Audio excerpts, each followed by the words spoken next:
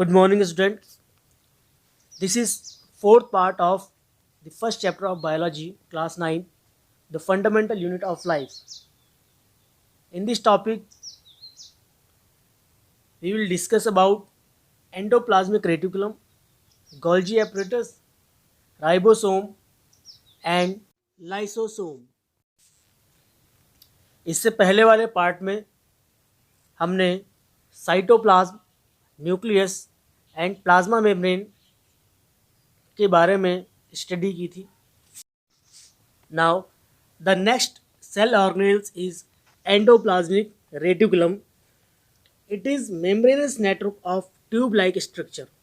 अगर आप इसका स्ट्रक्चर देखिए तो इसका स्ट्रक्चर ट्यूब लाइक स्ट्रक्चर होता है और ये एक्सटेंड होती हैं from nucleus. As you can see in structure these endoplasmic reticulums extended from nucleus. There are two type of endoplasmic reticulum, rough endoplasmic reticulum and smooth endoplasmic reticulum.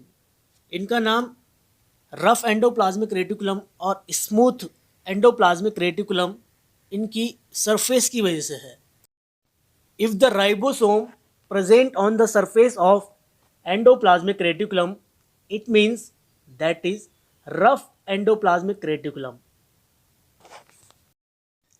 And if the ribosomes are not present on the surface of endoplasmic reticulum, it means that is smooth endoplasmic reticulum. Surface पे ribosome होने की वजह से endoplasmic reticulum की surface rough हो जाती है. That's why that is known as rough endoplasmic reticulum. और राइबोसोम का मेन फंक्शन प्रोटीन का सिंथेसिस करना होता है. And smooth endoplasmic reticulum is responsible for secretion of lipids. और जैसे कि हमने पहले भी डिस्कस किया था, plasma membrane it is a bilipid layers in which protein are embedded. ठीक है, तो ये लिपिड्स आता है फ्रॉम स्मूथ एंडोप्लाज्मिक रेटिकुलम से और proteins come from rough endoplasmic reticulum and these both are form plasma membrane. और इस प्रोसेस को प्लाज्मा मेम्ब्रेन बायोजेनेसिस कहते हैं. So the formation of plasma membrane known as plasma membrane biogenesis. Endoplasmic reticulum also gives internal support to the cells and transport of various substances from nuclear membrane to plasma membrane because of the tube-like structure of it. And rough endoplasmic reticulum helps in synthesis and transportation of protein because ribosomes are present on the surface of rough endoplasmic reticulum. And smooth endoplasmic reticulum help in synthesis and transportation of lipids because smooth endoplasmic reticulums responsible for secretion of lipids. The next cell organelles is ribosomes. Ribosomes are extremely small, dense and spherical bodies which occur freely in cytoplasm or remain attached to the endoplasmic reticulum as we discuss. The function of ribosomes, they play a major role in synthesis of protein. That's why ribosomes also known as factory of protein.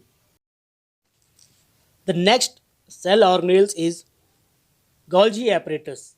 Golgi apparatus consists of a set of membrane bound fluid-filled vessels, vacuoles, and flattened cisternae.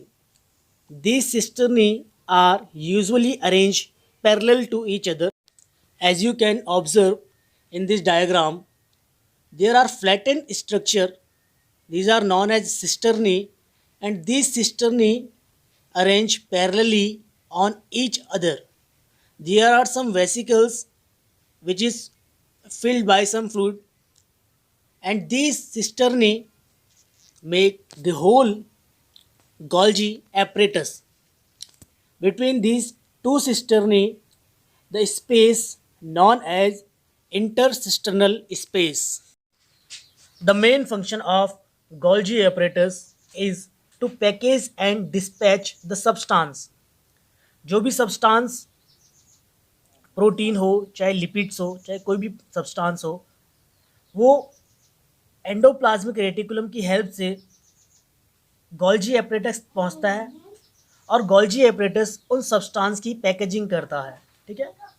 And it also involve in the synthesis of lysosome. जब rough endoplasmic reticulum से protein transport होके Golgi apparatus तक पहुंचता है, तो Golgi apparatus इस protein की packaging करता है, ठीक है। और इस पैकेजिंग के टाइम बहुत छोटी छोटी बहुत सारी वेसल्स बनती हैं और ये वेसल्स एक साथ मिलके एक बड़ा वेसिकल्स स्पेरिकल लाइक स्ट्रक्चर बनाती हैं, which is known as lysosomes. A lysosome is a membrane-bound organelle. They are spherical vessels that contain hydrolytic enzymes. Hydrolytic enzymes responsible for breakdown of many kind of biomolecule like protein. ठीक है? Lysosome act as waste disposal system of the cell by digesting unused material in cytoplasm. Cytoplasm में जितना भी unused और unwanted materials होता है, इसे lysosome ही clean करता है, ठीक है। That's why lysosome known as waste disposal system of cell. जैसे आप डायग्राम को देख सकते हैं, this is lysosome and this is membranous structure. यहाँ पर एक मेम्ब्रेन है और in this lysosome there are hydrolytic enzyme which is responsible for breaking down of biomolecule. Lysosome also known as suicidal bag of the cell because they contain lytic enzyme which is capable of digesting cell and unwanted material. जब cell के अंदर cytoplasm में बहुत सारे unwanted material या unwanted biomolecule enter करते हैं या फॉर्म होते हैं, तो लाइसोसोम ब्रस्ट हो जाती है, लाइसोसोम फट जाती है, ठीक है। और because lysosome have hydrolytic enzyme जो एसिडिक नेचर का होता है, और ये हाइड्रोलिटिक एंजाइम पूरी सेल में स्पिल हो जाता है, जिस वजह से सेल वॉल और प्लाज्मा मेम्ब्रेन रैप्चर हो जाती है, ठीक है। And this can induce the death of cell and this process known as autolysis. In next video, we will discuss about some other cell organelles like mitochondria, plastid and centrioles. Thank you.